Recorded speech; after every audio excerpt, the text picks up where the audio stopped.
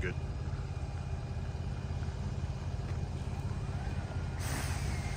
Okay, so we're just gonna do the test on the rest tube in the water. This is the automatic system.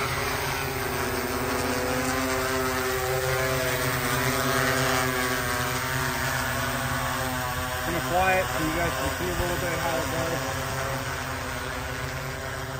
So if we needed to run it out to somebody out on the lake, makes it really simple.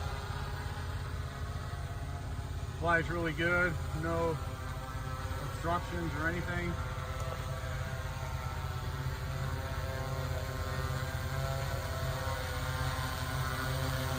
Now I'm going to just do a quick demo on it.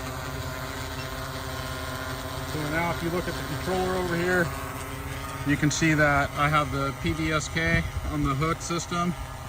So it's just like any other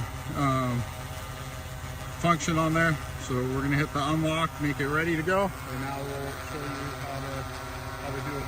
We'll get both of these in here if we can.